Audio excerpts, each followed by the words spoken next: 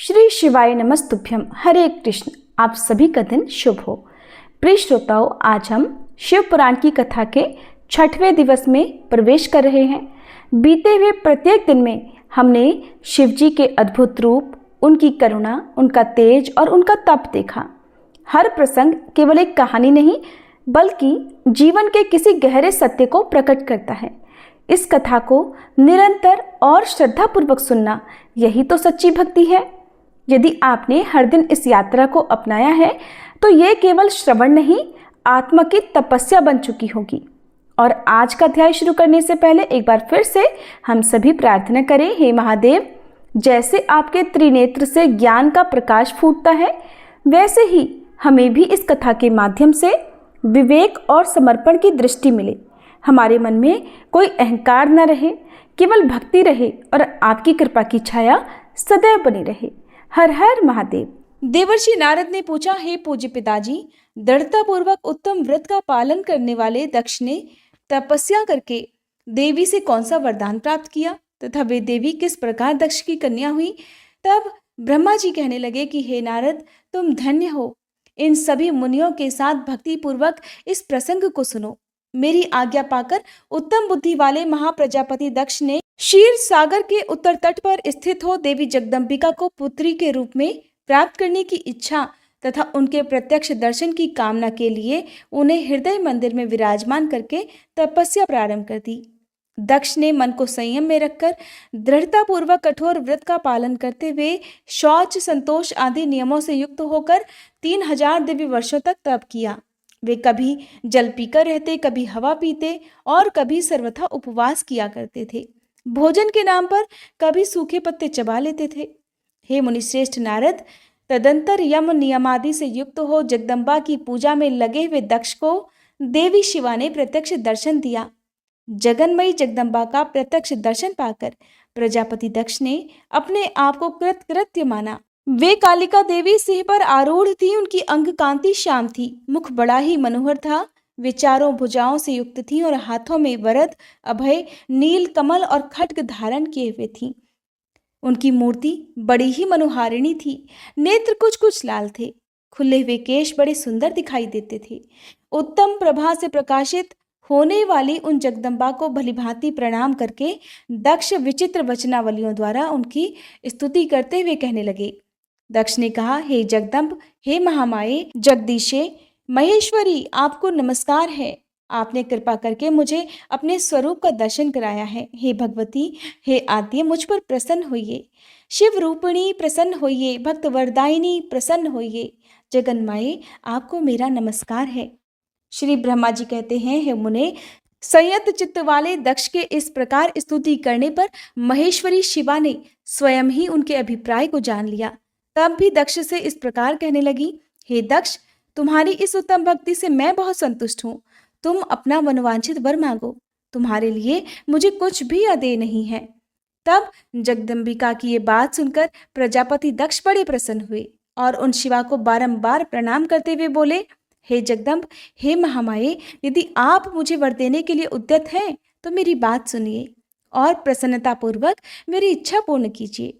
मेरे स्वामी जो भगवान शिव हैं, वे रुद्र नाम धारण करके ब्रह्मा जी के पुत्र रूप से अवतीर्ण हुए हैं। वे परमात्मा शिव के पूर्णावतार हैं, परंतु आपका कोई अवतार नहीं हुआ। फिर उनकी पत्नी कौन होगी? अतः हे शिवे, आप भूतल पर अवतीर्ण होकर उन महेश्वर को अपने रूप लावण्य से मोहित कीजिए। देवी, आपके सिवा दूसरी कोई स्त्री रुद्रदेव को कभी मोहित नहीं कर सकती। इसलिए आप मेरी पुत्री होकर इस समय महादेव जी की पत्नी होइए। इस प्रकार सुंदर लीला करके आप हर मोहिनी अर्थात भगवान शिव को मोहित करने वाली बनिए। देवी, यही मेरे लिए वर है। ये केवल मेरे ही स्वार्थ की बात हो ऐसा कभी नहीं सोचना चाहिए। इसमें मेरे ही साथ संपूर्ण जगत का भी हित है। ब्रह्मा, विष्णु और शिव में से ब्रह्मा जी की प्रेरणा से ही मैं यहाँ आया हूँ। प्रजापति दक्ष के ऐसे वचन सुनकर जगदम्बिका शिवा हंस पड़ी और मन ही मन भगवान शिव का स्मरण करके यों बोली, तात, हे प्रजापति दक्ष, मेरी उत्तम बात सुनो। मैं सत्य कहती हूँ, तुम्हारी भक्ति से मैं अत्यंत प्रसन्न होकर तुम्हें संपूर्ण मनोवांछित वस्तु देने के लिए उद्यत हूँ। दक्ष, यद्यपि मैं महेश्वरी हूँ, तथापि तुम्हारी भक्ति के अधीन होकर तुम्हारी पत्नी के गर्भ से तुम्हारी पुत्री के रूप में अवतीर्ण होंगी, इसमें कोई संशय नहीं।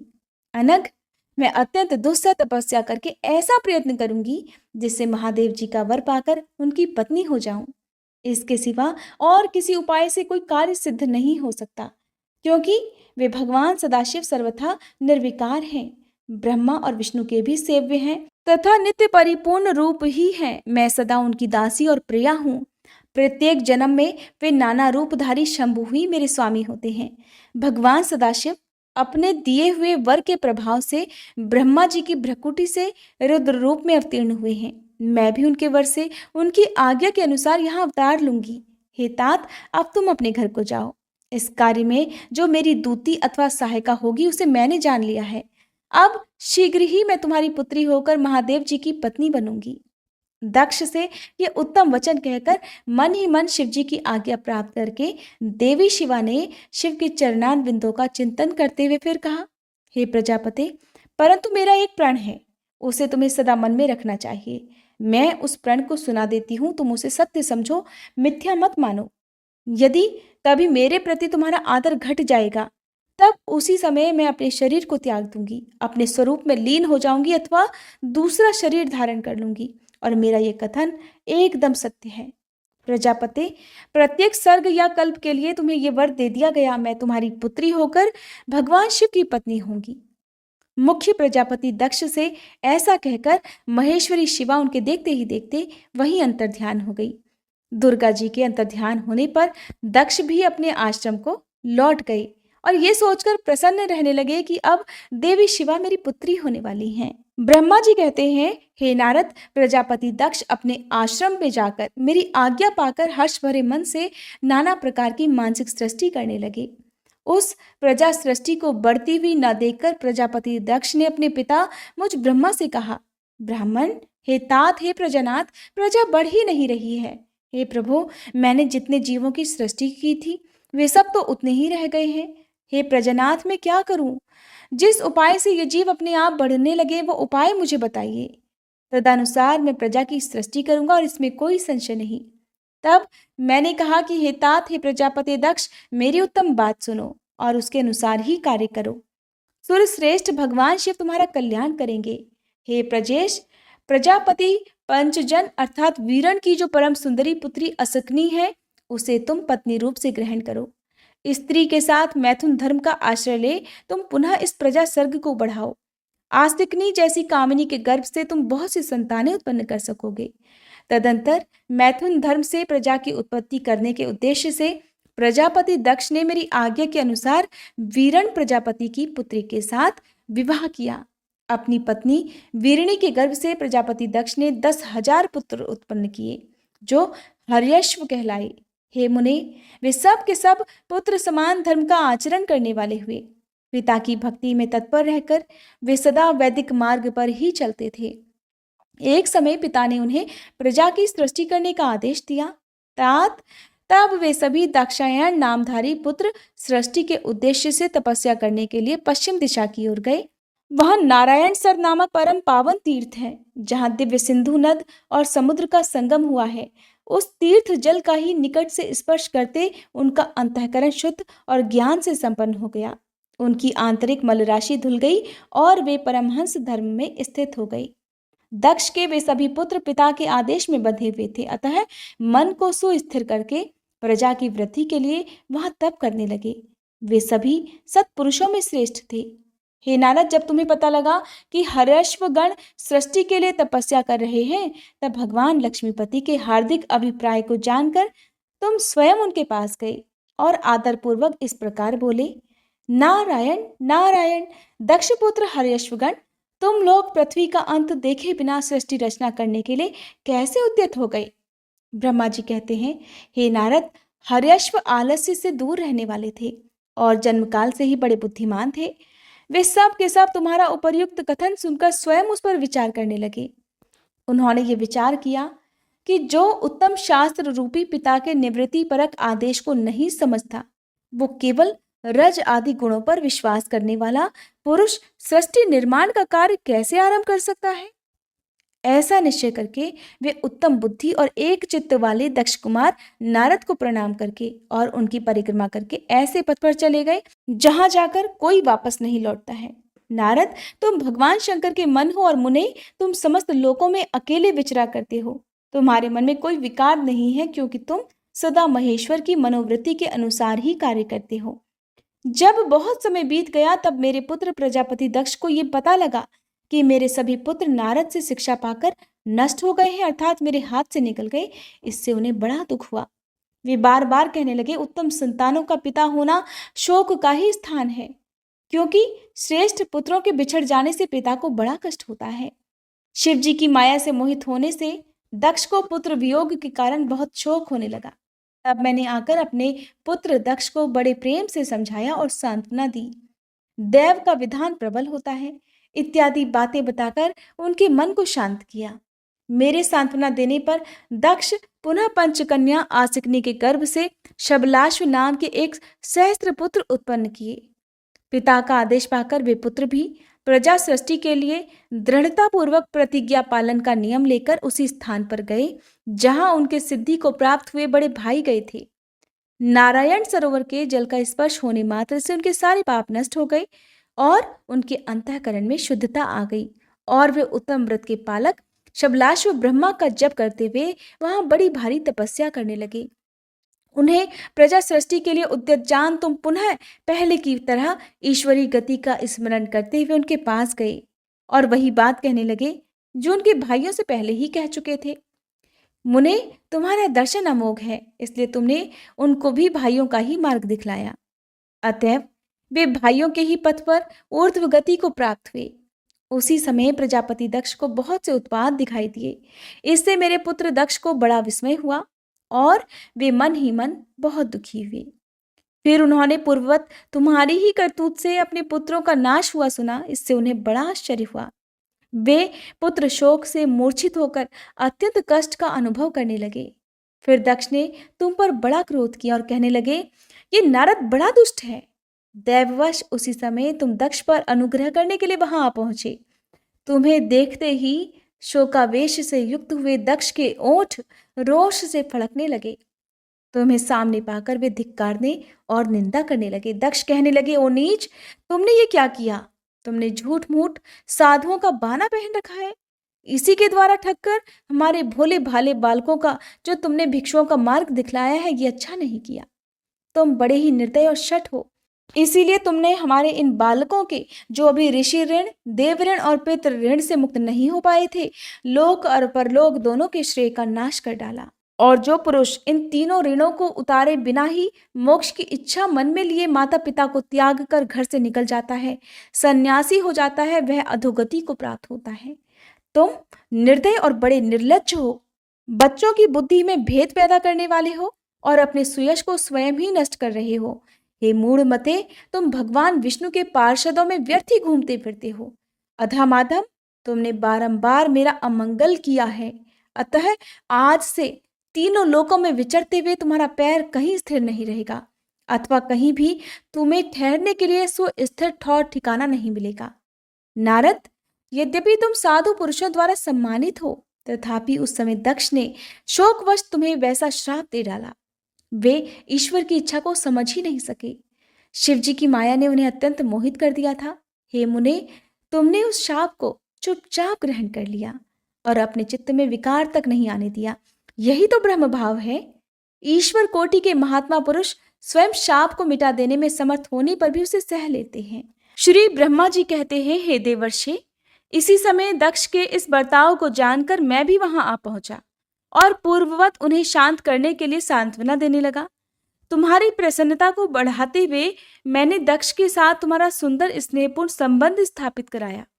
तुम मेरे पुत्र हो, मुनियों में श्रेष्ठ और संपूर्ण देवताओं के प्रिय हो, अतः बड़े प्रेम से तुम्हें आश्वासन देकर मैं फिर से अपने स्थान पर आ गया।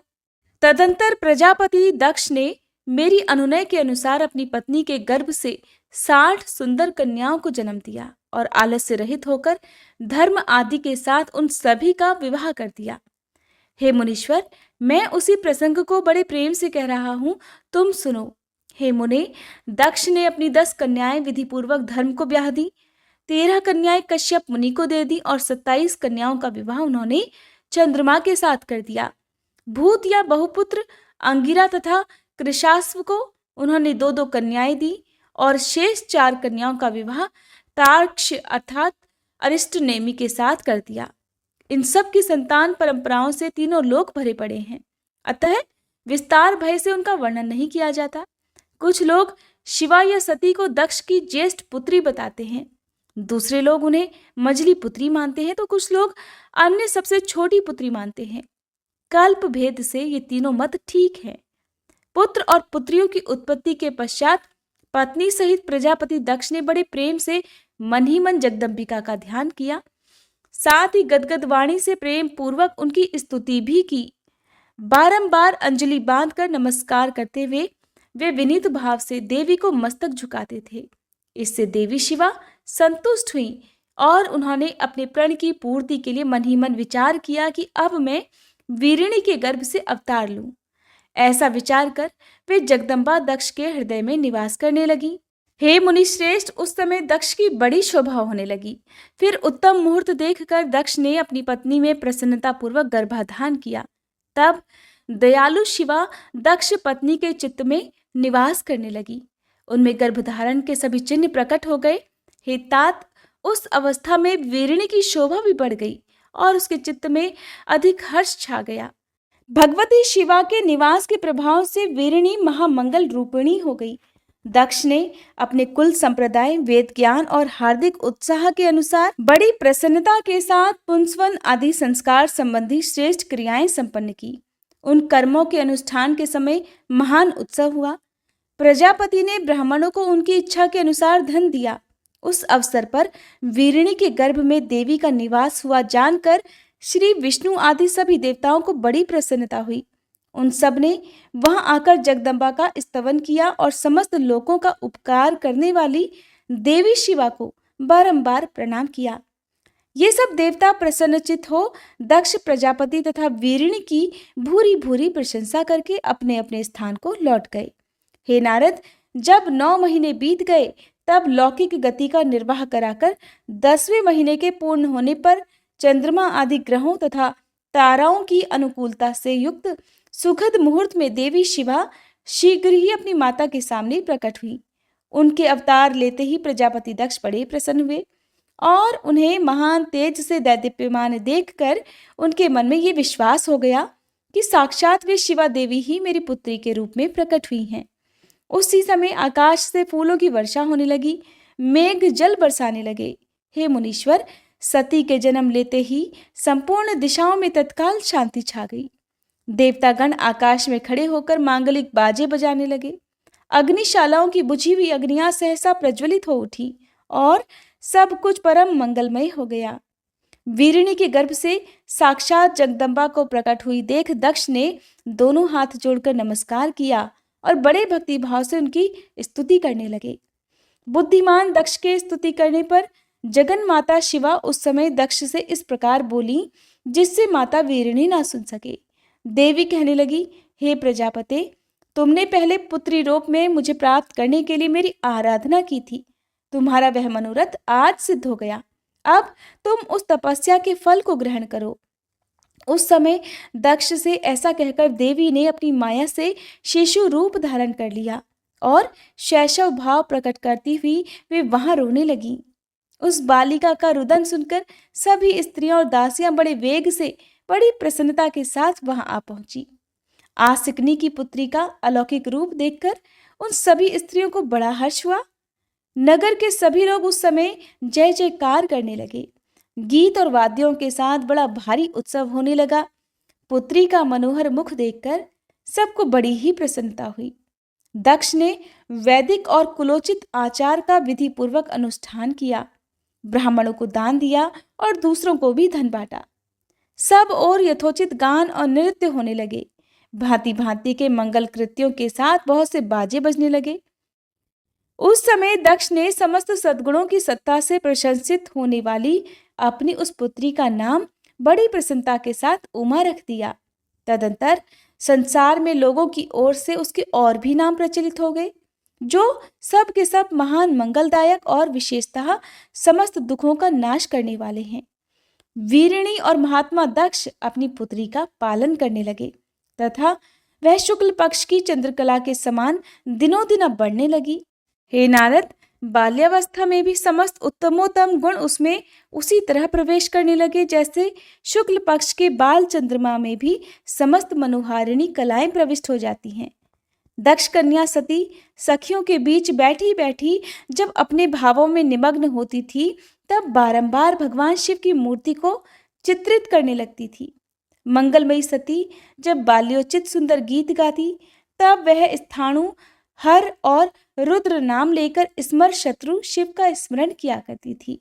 श्री ब्रह्मा जी कहते हैं, नारद, एक दिन मैंने तुम्हारे साथ जाकर पिता के पास खड़ी हुई सती को देखा। वह तीनों लोकों की सारभूता सुंदरी थी।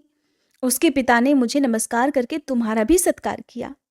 ये देखकर लोक लीला का अनुसरण करने वाली सती ने भक्ति और प्रसन्नता के साथ मुझको और तुम्हें भी प्रणाम किया। नारद, इसके बाद सती की ओर देखते हुए हम और तुम दक्ष के दिए हुए शुभ आसन पर बैठ गए।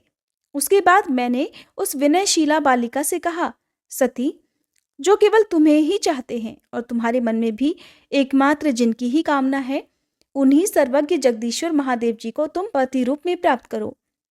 शुभे, जो तुम्हारे सिवा दूसरी किसी स्त्री को पत्नी रूप में ना तो ग्रहण कर सके हैं, न करते हैं और न भविष्य में ही ग्रहण करेंगे, वे ही भगवान शिव तुम्हारे पति हों।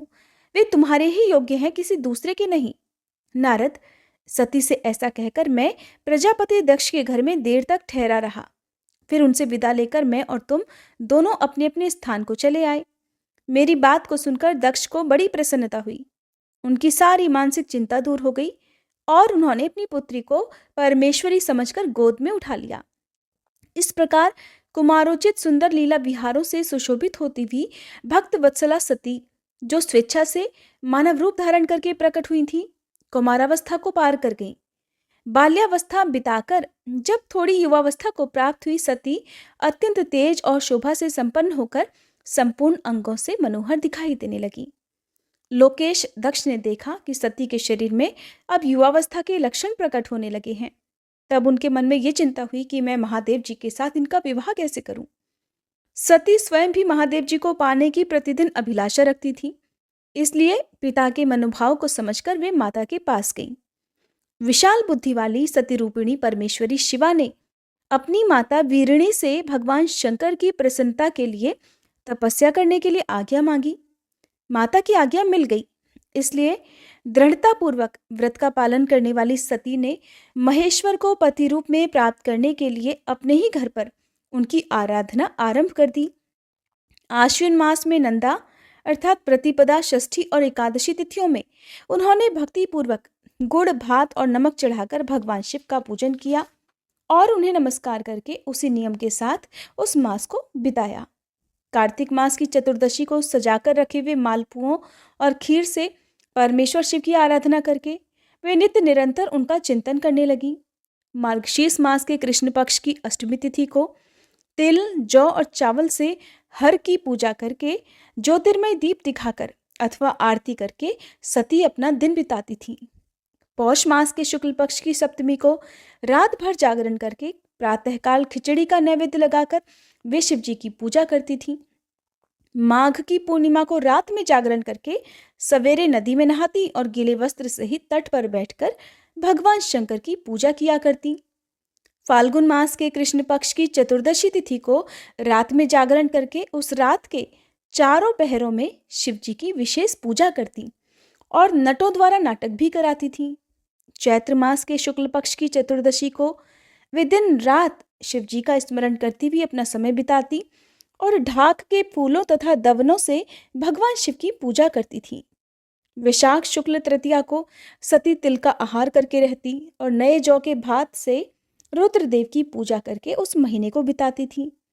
ज्येष्ठ की पूर्णिमा को रात में सुंदर वस्त्रों और भटकटैया के फूलों से शंकर जी की पूजा करके वे निराहार रहकर ही अपना मास व्यतीत करती थी। आषाढ़ के शुक्ल पक्ष की चतुर्दशी को काले वस्त्र और भटकटैया के फूलों से वे रुद्रदेव का पूजन करती थी। श्रावण मास के शुक्ल पक्ष की अष्टमी और चतुर्दशी को वे यज्ञोपवीतों, वस्त्रों और कुश की पवित्री से शिव जी की पूजा किया करती थी। भाद्रपद मास के कृष्ण पक्ष की त्रयोदशी तिथि को तरह तरह के फूलों और फलों से शिव जी का पूजन करके सती चतुर्दशी तिथि को केवल जल का आहार किया करती थी। तरह तरह के फलों, फूलों और उस समय उत्पन्न होने वाले अन्नों द्वारा वे शिव जी की पूजा करती और महीने भर अत्यंत नियमित आहार करके केवल जप में ही लगी रहती थी। सभी महीनों में सारे दिन सती केवल शिव जी की आराधना में ही लीन रहती थी। अपनी इच्छा से मानव रूप धारण करने वाली वे देवी दृढ़ता पूर्वक उत्तम व्रत का पालन करती थी। इस प्रकार नंदा व्रत को पूर्ण रूप से समाप्त करके भगवान शिव में अनन्य भाव रखने वाली सती एकाग्रचित्त होकर बड़े प्रेम से भगवान शिव का ध्यान करने लगी और उस ध्यान में ही निश्चल भाव से स्थित हो गई। मुने इसी समय सब देवता और ऋषि भगवान विष्णु और मुझको आगे करके सती की तपस्या देखने के लिए गए। वहां आकर देवताओं ने देखा सती मूर्तिमती दूसरी सिद्धि के समान जान पड़ती हैं। वे भगवान शिव के ध्यान में निमग्न होकर उस समय सिद्धावस्था को पहुंच गई थी। समस्त देवताओं ने बड़ी प्रसन्नता के साथ वहां दोनों हाथ जोड़कर देवी सती को नमस्कार किया। मुनियों ने भी मस्तक झुकाए और श्री हरि आदि के मन में भी प्रीति उमड़ आई। श्री विष्णु आदि सभी देवता और मुनि आश्चर्यचकित होकर सती देवी की तपस्या की भूरी भूरी प्रशंसा करने लगे। फिर देवी को प्रणाम करके वे देवता और मुनि तुरंत ही गिरिश्रेष्ठ कैलाश को गए, जो भगवान शिव को बहुत ही प्रिय है। सावित्री के साथ मैं और लक्ष्मी जी के साथ भगवान वासुदेव भी प्रसन्नता पूर्वक महादेव जी के निकट गए। वहां जाकर भगवान शिव को देखते ही बड़े वेग से प्रणाम करके सब देवताओं ने दोनों हाथ जोड़कर विनीत भाव से नाना प्रकार के स्तोत्रों द्वारा उनकी स्तुति करके अंत में कहा, प्रभु आपकी सत्व, रज और तम नामक जो 3 शक्तियां हैं, उनके राग आदि वेग असह्य हैं। वेद त्रयी अथवा लोक त्रयी आपका स्वरूप है। आप शरणागतों के पालक हैं और आपकी शक्ति बहुत अपार है, उसकी कहीं कोई सीमा नहीं है। आपको नमस्कार है। हे दुर्गापते, जिनकी इंद्रियां दुष्ट हैं, वश में नहीं हो पाती, उनके लिए आपकी प्राप्ति का कोई मार्ग सुलभ नहीं है। आप सदा भक्तों के उद्धार में तत्पर रहते हैं। आपका तेज छुपा हुआ है, आपको नमस्कार है। ब्रह्मा जी कहते हैं, नारद, इस प्रकार महादेव जी की स्तुति करके श्री विष्णु आदि सब देवता उत्तम भक्ति से मस्तक झुकाए प्रभु शिव जी के आगे चुपचाप खड़े हो गए। श्री ब्रह्मा जी कहते हैं, श्री विष्णु आदि देवताओं द्वारा की हुई उस स्तुति को सुनकर सबकी उत्पत्ति के हेतुभूत भगवान शंकर बड़े प्रसन्न हुए और जोर जोर से हंसने लगे। मुझ ब्रह्मा और विष्णु को अपनी अपनी पत्नी के साथ आया हुआ देख महादेव जी ने हम लोगों से यथोचित वार्तालाप किया और हमारे आगमन का कारण पूछा। रुद्र बोले, हे हरे, हे विधे तथा हे देवताओं और महर्षियों, आज निर्भय होकर यहाँ अपने आने का ठीक ठीक कारण तो बताओ। तुम लोग यहाँ किस लिए आए हो और कौन सा कार्य आन पड़ा है, वह मैं सब कुछ सुनना चाहता हूँ, क्योंकि तुम्हारे द्वारा की गई स्तुति से मेरा मन बहुत प्रसन्न है। मुने, महादेव जी के इस प्रकार पूछने पर भगवान विष्णु की आज्ञा से मैंने वार्तालाप आरंभ किया। मुझ ब्रह्मा ने कहा, हे देवाधिदेव महादेव, हे करुणा सागर, हे प्रभु, हम दोनों इन देवताओं और ऋषियों के साथ जिस उद्देश्य से यहाँ आए हैं उसे सुनिए। हे वृषभध्वज, विशेषतः आपके लिए ही हमारा यहाँ आगमन हुआ है, क्योंकि हम तीनों सारथी हैं। सृष्टि चक्र के संचालन रूप प्रयोजन की सिद्धि के लिए एक दूसरे के सहायक हैं। सारथी को सदा परस्पर यथायोग्य सहयोग करना चाहिए, अन्यथा ये जगत टिक नहीं सकता। हे महेश्वर, कुछ ऐसे असुर उत्पन्न होंगे जो मेरे हाथ से मारे जाएंगे, कुछ भगवान विष्णु के और कुछ आपके हाथों नष्ट होंगे। महाप्रभु, कुछ असुर ऐसे भी होंगे जो आपके वीर्य से उत्पन्न हुए पुत्र के हाथों से ही मारे जा सकेंगे। प्रभु, कभी कोई विरले ही असुर ऐसे होंगे जो माया के हाथों द्वारा वध को प्राप्त होंगे। आप भगवान शंकर की कृपा से ही देवताओं को सदा उत्तम सुख प्राप्त होगा। घोर असुरों का विनाश करके आप जगत को सदा स्वास्थ्य और अभय प्रदान करेंगे। अथवा ये भी संभव है कि आपके हाथ से कोई असुर मारे ना जाए, क्योंकि आप सदा योग युक्त रहते हुए भी राग द्वेष से रहित हैं तथा एकमात्र दया करने में ही लगे रहते हैं। हे ईश, यदि वे असुर भी आराधित हो, आपकी दया से अनुग्रहित होते रहें, तो सृष्टि और पालन का कार्य भला कैसे चल सकता है। अतः हे वृषभध्वज, आपको प्रतिदिन सृष्टि आदि के उपर्युक्त कार्य करने के लिए तैयार रहना चाहिए। यदि सृष्टि पालन और संहार रूप कर्म न करने हो, तब तो हमने माया से जो भिन्न भिन्न शरीर धारण किए हैं, उनकी कोई उपयोगिता अथवा औचित्य ही नहीं है। वास्तव में हम तीनों एक ही हैं, कार्य के भेद से भिन्न भिन्न देह धारण करके स्थित हैं। यदि कार्य भेद न सिद्ध हो, तब तो हमारे रूप भेद का कोई प्रयोजन ही नहीं है। हे देव, एक ही परमात्मा महेश्वर तीन स्वरूपों में अभिव्यक्त हुए हैं। इस रूप भेद में उनकी अपनी माया ही कारण है। वास्तव में प्रभु स्वतंत्र हैं। वे लीला के उद्देश्य से ही ये सृष्टि आदि कार्य करते हैं।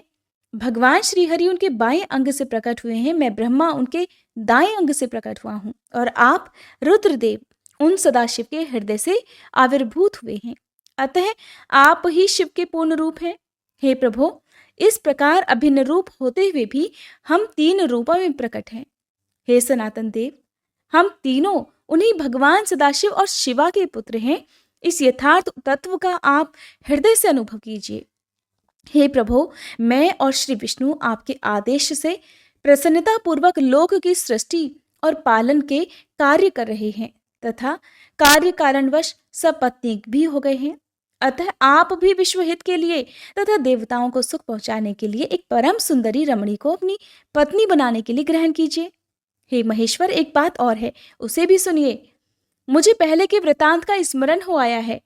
पूर्व काल में आपने ही शिव रूप से जो बातें हमारे सामने कही थी, वही इस समय सुना रहा हूं। हे प्रभु, आपने कहा था कि हे ब्राह्मण, मेरा ऐसा ही उत्तम रूप तुम्हारे अंग विशेष ललाट से प्रकट होगा, जिसकी लोक में रुद्र नाम से प्रसिद्धि होगी। तुम ब्रह्मा सृष्टिकर्ता हो गए, श्री हरि जगत का पालन करने वाले हुए, और मैं सगुण रुद्र रूप होकर संहार करने वाला होऊंगा। एक स्त्री के साथ विवाह करके लोक के उत्तम कार्य की सिद्धि करूंगा। अपनी कही हुई इस बात को याद करके हे प्रभु, अपनी ही पूर्व प्रतिज्ञा को पूर्ण कीजिए। हे स्वामिन, आपका ये आदेश है कि मैं सृष्टि करूं, श्री हरि पालन करें, और आप स्वयं संहार के हेतु बनकर प्रकट हों। सो आप साक्षात शिव ही संहारकर्ता के रूप में प्रकट हुए हैं। आपके बिना तो हम दोनों अपना अपना कार्य करने में समर्थ ही नहीं है। हे प्रभु, हे भगवान, अतः आप एक ऐसी कामिनी को स्वीकार कीजिए जो लोकहित के कार्य में तत्पर रहे। हे शंभु, जैसे लक्ष्मी जी भगवान विष्णु की और सरस्वती मेरी सहधर्मिणी हैं, उसी प्रकार आप इस समय अपनी जीवन सहचरी प्राण वल्लभा को ग्रहण कीजिए। मेरी ये बात सुनकर लोकेश्वर महादेव जी के मुख पर मुस्कुराहट दौड़ गई। वे श्री हरि के सामने मुझसे इस प्रकार बोले। भगवान कहने लगे, हे ब्राह्मण, हे हरे, तुम दोनों मुझे सदा ही अत्यंत प्रिय हो। तुम दोनों को देखकर मुझे बड़ा आनंद मिलता है। तुम लोग समस्त देवताओं में श्रेष्ठ और त्रिलोकी के स्वामी हो। लोकहित के कार्य में मन लगाए रखकर तुम दोनों का वचन मेरी दृष्टि में अत्यंत गौरवपूर्ण है। किंतु हे सुरश्रेष्ठ गण, मेरे लिए विवाह करना उचित नहीं होगा, क्योंकि मैं तपस्या में संलग्न रहकर सदा संसार से विरक्त ही रहता हूं, और योगी के रूप में तो मेरी प्रसिद्धि है। जो निवृत्ति के सुंदर मार्ग पर स्थित है, अपने आत्मा में ही रमण करता है, आनंद मनाता है, निरंजन अर्थात माया से निर्लिप्त है, और जिसका शरीर अवधूत अर्थात दिगंबर है, जो ज्ञानी, आत्मदर्शी और कामना से शून्य है, जिसके मन में कोई विकार नहीं है, जो भोगों से दूर रहता हो, और जो सदा अपवित्र और अमंगल वेशधारी है, उसे संसार में कामिनी से क्या प्रयोजन है? ये इस समय मुझे बताओ तो सही। मुझे तो सदा केवल योग में लगे रहने पर ही आनंद आता है। ज्ञानहीन पुरुष योग को छोड़कर भोग को अधिक महत्व देता है। संसार में विवाह करना पराये बंधन में बंधना है। इसे बहुत बड़ा बंधन ही तो समझना चाहिए।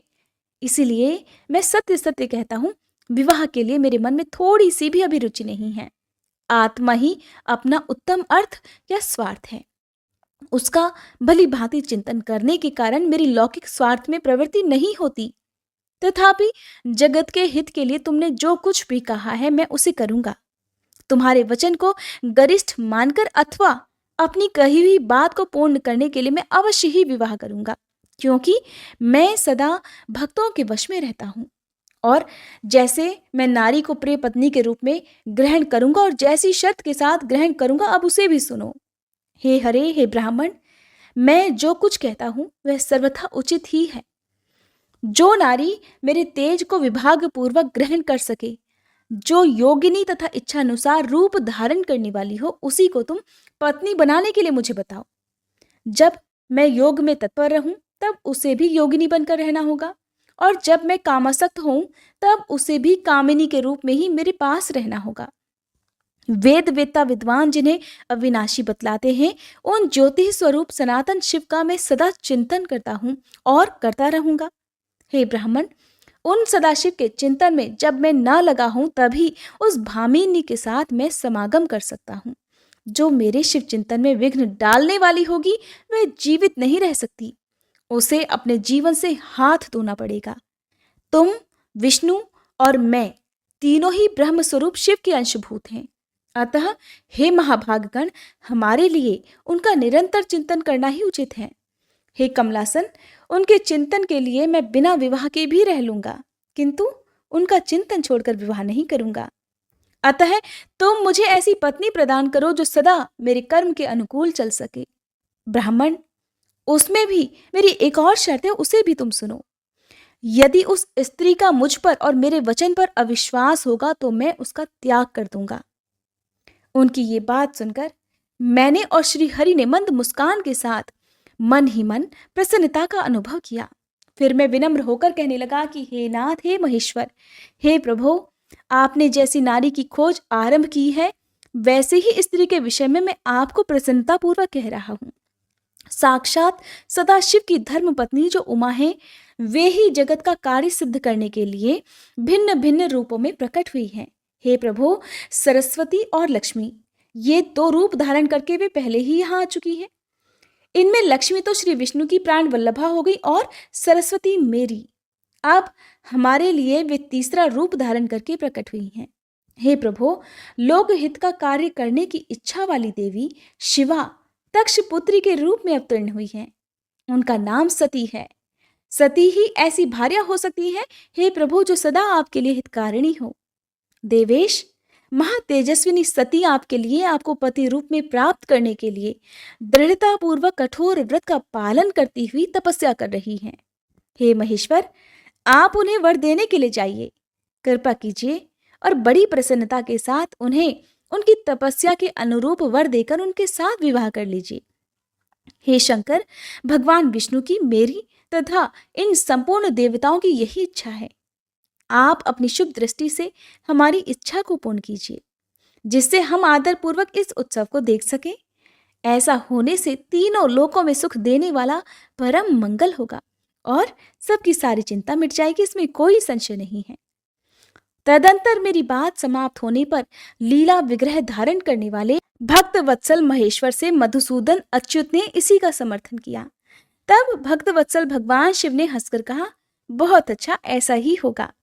उनके ऐसा कहने पर हम दोनों उनसे आज्ञा लेकर अपनी अपनी पत्नी तथा देवताओं और मुनियों के साथ अत्यंत प्रसन्न होकर अपने अपने अभीष्ट स्थान को चले आए। श्री ब्रह्मा जी कहते हैं, हे मुने, उधर सती ने आश्विन मास के शुक्ल पक्ष की अष्टमी तिथि को उपवास करके भक्ति भाव से सर्वेश्वर शिव का पूजन किया। इस प्रकार नंदाव्रत पूर्ण होने पर नवमी तिथि को दिन में ध्यान मग्न हुई सती को भगवान शिव ने प्रत्यक्ष दर्शन दिया। उनका श्री विग्रह सर्वांग सुंदर और गौर वर्ण का था। उनके 5 मुख थे और प्रत्येक मुख में 3-3 नेत्र थे। भाल देश में चंद्रमा शोभा पा रहा था। उनका चित्त प्रसन्न था और कंठ में नील चिन्ह दृष्टि गोचर होता था। उनकी 4 भुजाएं थी। उन्होंने हाथों में त्रिशूल, ब्रह्म कपाल, वर तथा अभय धारण कर रखे थे। भस्ममय अंगराग से उनका सारा शरीर उद्भासित हो रहा था। गंगा जी उनके मस्तक की शोभा बढ़ा रही थी। उनके सभी अंग बड़े मनोहर थे। वे महान लावण्य के धाम जान पड़ते थे।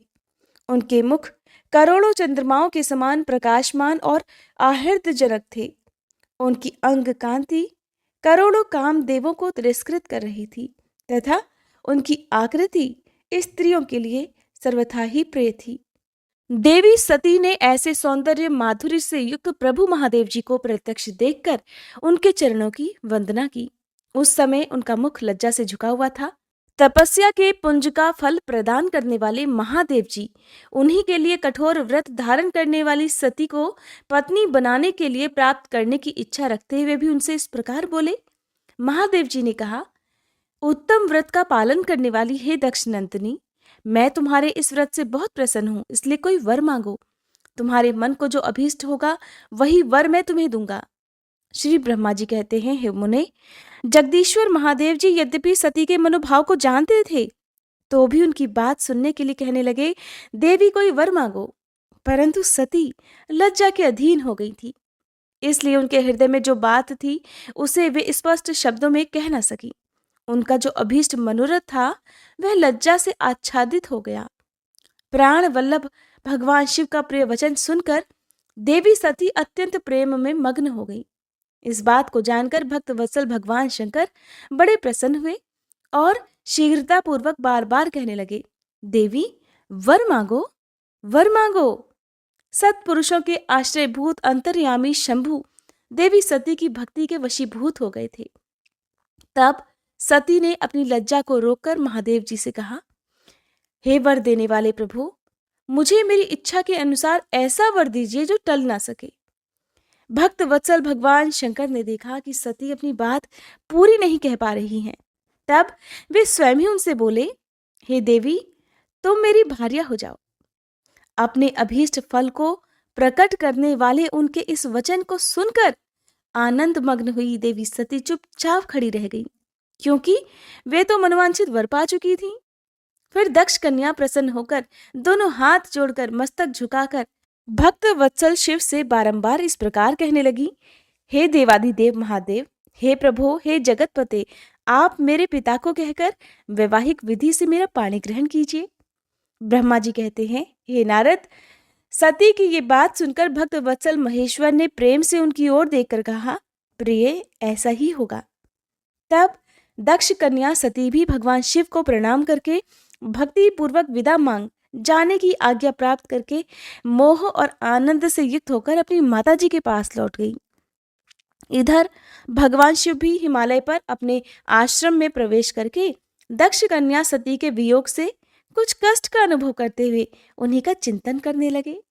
हे देवर्षे, फिर मन को एकाग्र करके लौकिक गति का आश्रय लेकर भगवान शंकर ने मन ही मन मेरा स्मरण किया। त्रिशूलधारी महेश्वर के स्मरण करने पर उनकी सिद्धि से प्रेरित होकर मैं तुरंत ही उनके सामने जा खड़ा हुआ। हे तात, हिमालय के शिखर पर जहां सती के वियोग का अनुभव करने वाले महादेव जी विद्यमान थे, वहीं मैं सरस्वती के साथ उपस्थित हो गया। हे देवर्षि, सरस्वती सहित मुझे आया देखकर देवी सती के प्रेम पाश में बंधे हुए शिवजी उत्सुकता पूर्वक इस प्रकार बोले, हे ब्राह्मण, मैं जब से विवाह के कार्य में स्वार्थ बुद्धि कर बैठा हूं, तब से अब मुझे इस स्वार्थ में ही स्वत्व सा प्रतीत होने लगा है। दक्ष कन्या सती ने बड़ी भक्ति से मेरी आराधना की है। उसके नंदाव्रत के प्रभाव से मैंने उसे अभीष्ट वर देने की घोषणा की है। हे ब्राह्मण, तब उसने मुझसे ये वर मांगा कि आप मेरे पति हो जाइए। ये सुनकर सर्वथा संतुष्ट होकर मैंने भी कह दिया कि तुम मेरी पत्नी हो जाओ। तब दाक्षायणी सती मुझसे इस प्रकार बोली कि हे जगतपते, आप मेरे पिता को सूचित करके वैवाहिक विधि से मुझे ग्रहण कीजिए। हे ब्राह्मण, उसकी भक्ति से संतोष होने के कारण मैंने उसका वह अनुरोध भी स्वीकार कर लिया। विधाता, तब सती अपनी माता के घर चली गई और मैं यहाँ चला आया। इसलिए अब तुम मेरी आज्ञा से दक्ष के घर जाओ और ऐसा यत्न करो जिससे प्रजापति दक्ष शीघ्र ही मुझे अपनी कन्या का दान कर दें। उनके इस प्रकार आज्ञा देने पर मैं कृतकृत्य और प्रसन्न हो गया तथा उन भक्त वत्सल विश्वनाथ से इस प्रकार बोला, हे भगवान, हे शंभो, आपने जो कुछ कहा है उस पर भलीभांति विचार करके हम लोगों ने पहले ही उसे सुनिश्चित कर दिया है। हे वृषभध्वज, इसमें मुख्यतः देवताओं का और मेरा भी स्वार्थ है।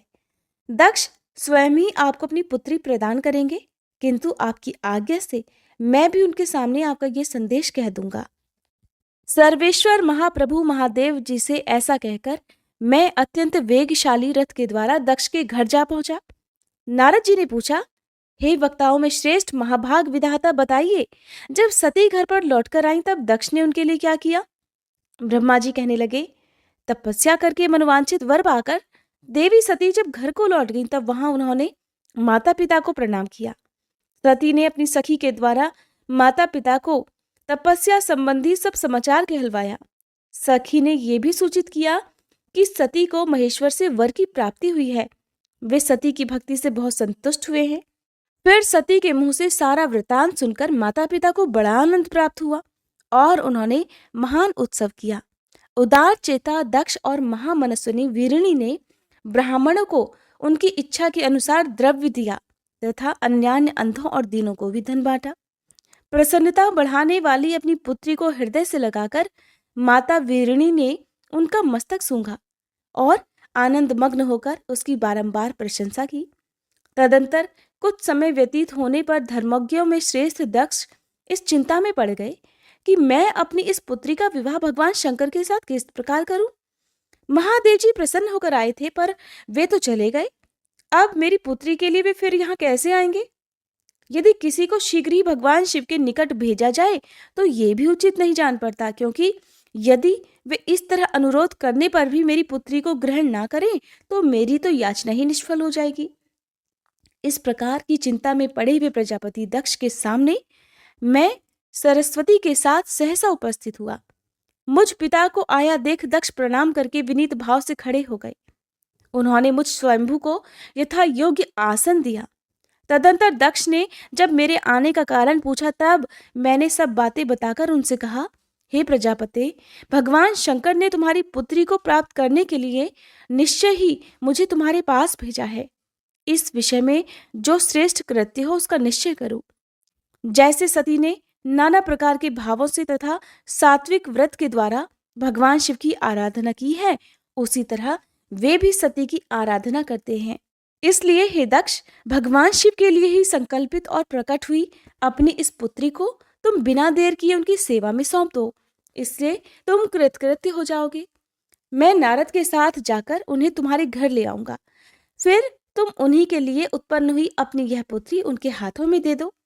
श्री ब्रह्मा जी कहते हैं, हे नारद, मेरी ये बात सुनकर मेरे पुत्र दक्ष को बड़ा हर्ष हुआ। वे अत्यंत प्रसन्न होकर कहने लगे, हे पिताजी, ऐसा ही होगा। मुने, तब मैं अत्यंत हर्षित होकर वहां से उस स्थान को लौटा जहां लोक कल्याण में तत्पर रहने वाले भगवान शिव बड़ी ही उत्सुकता से मेरी प्रतीक्षा कर रहे थे। नारद, मेरे लौट आने पर स्त्री और पुत्री सहित प्रजापति दक्ष भी पूर्ण काम हो गए। वे इतने संतुष्ट हुए मानो अमृत पीकर अघा गए हों। जय भोलेनाथ। आज के अध्याय में बस इतना ही। इसके आगे की कथा आप सभी कल के अध्याय में जरूर सुनिएगा। आइए अब हम सभी सच्चे मन से भगवान शिव से क्षमा प्रार्थना करें। हे भोलेनाथ, अगर इस कथा के श्रवण, वाचन या स्मरण के दौरान हमारे मन, वाणी या कर्म से कोई भी त्रुटि हो गई हो तो हम आपसे हाथ जोड़कर प्रार्थना करते हैं, कृपया हमें क्षमा करें। प्रभु, हमारी समझ सीमित है परंतु श्रद्धा असीम है। अगर किसी पवित्र प्रसंग को हमने अधूरा समझा, अधूरा सुना या फिर किसी दिव्यता को पूरी तरह व्यक्त नहीं कर सके तो ये केवल हमारी अल्प बुद्धि है। उसकी दोषिता हमारी नहीं बल्कि हमारी अवस्था की है। आप तो दयालु हैं, कृपामय हैं, भक्तों के हर अपराध को क्षमा कर देने वाले हैं। हे भोलेनाथ, हमारी इस भक्ति यात्रा को स्वीकार करें और हमारे दोषों को नष्ट करके हमें अपनी शरण में रखें। हे नीलकंठ, इस अध्याय को आपने ही आरंभ करवाया और आप ही इसे पूर्ण करें। आपकी कृपा से हम हर दिन आपकी ओर निकट आते रहें, यही हमारी सबसे बड़ी कामना है। हर हर महादेव।